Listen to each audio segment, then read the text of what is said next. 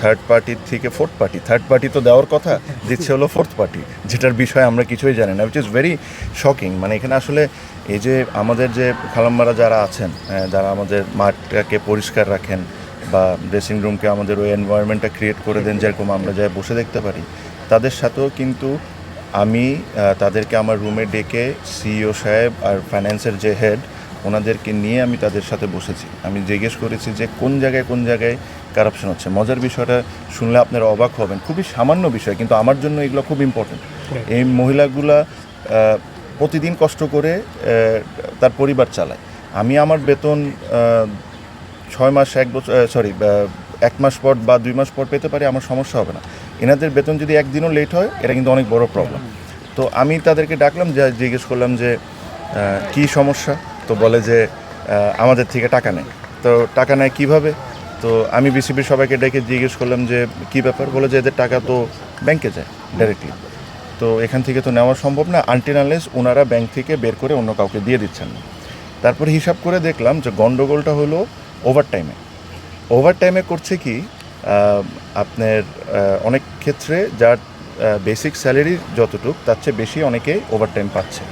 তো overtime list যখন আমি আর আমার সিইও প্লাস ফাইন্যান্স বসে দেখলাম, তো দেখলাম যে কিছু মহিলা হলো 28 ঘন্টা, 25 ঘন্টা, 32 ঘন্টা, 36 ঘন্টা, আর কিছু দেখতেছি 90 ঘন্টা, 92 ঘন্টা, 80 ঘন্টা, 85 ঘন্টা।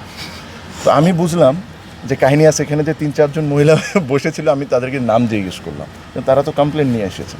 তো তাদের নাম যখন বলে তখন দেখি তাদের লিস্ট হলো 25 ঘন্টা, 28 ঘন্টা। মানে তাদের সাথে আন্ডারস্ট্যান্ডিং হয়নি ওই বিসিবির ওই ব্যক্তির। হ্যাঁ, তো যাদের সাথে আন্ডারস্ট্যান্ডিং হয়েছে তাদের কি ওভারটাইমটা নেয়, ওদের অ্যাকাউন্টেই যায়, কিন্তু ওখান থেকে বের করে আবার ওই মহিলাগুলা ওই লোকটারে দিয়ে দিচ্ছে। তো এই প্রত্যেকটা জিনিস আমি মানে খুবই স্ট্রংলি মনিটর করছি।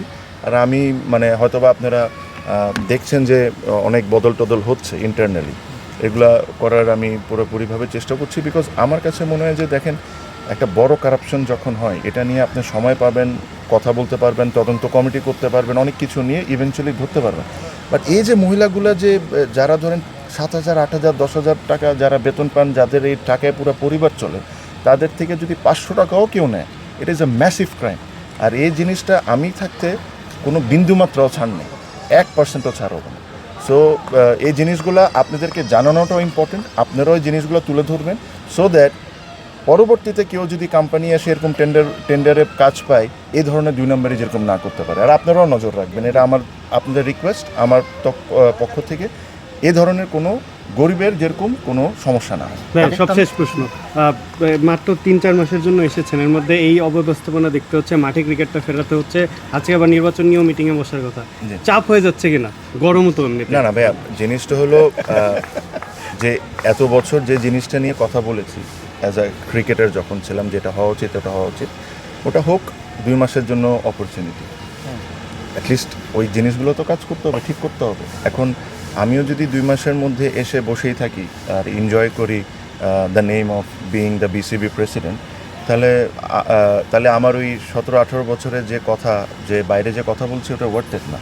সো আমার এই 2 মাসের মধ্যে যতটুকু কিছু করা সম্ভব আমি এটা করে যাব।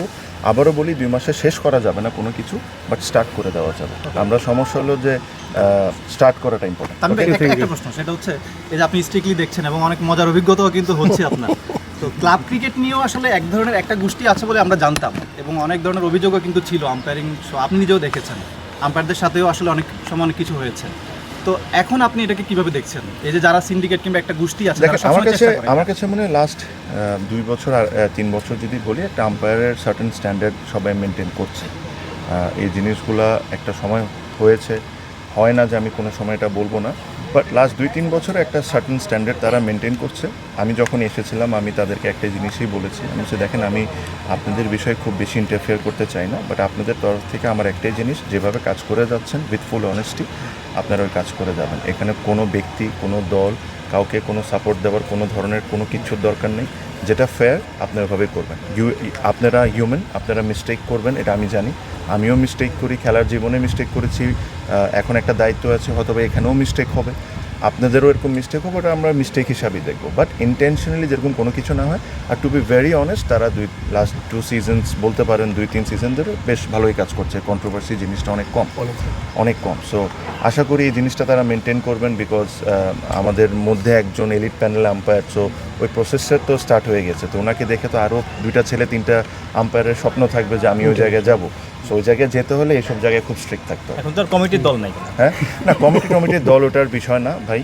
একটা জিনিস কি আমাদের এটাও মাথায় রাখতে হবে যে যেহেতু একটা কথা স্ট্যাবলিশ হয়ে গেছে, এটার কিন্তু অ্যাডভান্টেজ অপোনেন্টও নেয়, যে আসলে কোনো ঘটনা ঘটে নাই, কিন্তু জাস্ট একটা জিনিস স্ট্যাবলিশ হওয়া দেখে এই জিনিসটা বলে দেয়। So we have to be very careful যে এসব ধরনের কোনো কিছু হয়। আর আমার আন্ডারে কোনো কমিটির দল বা কোনো কিছু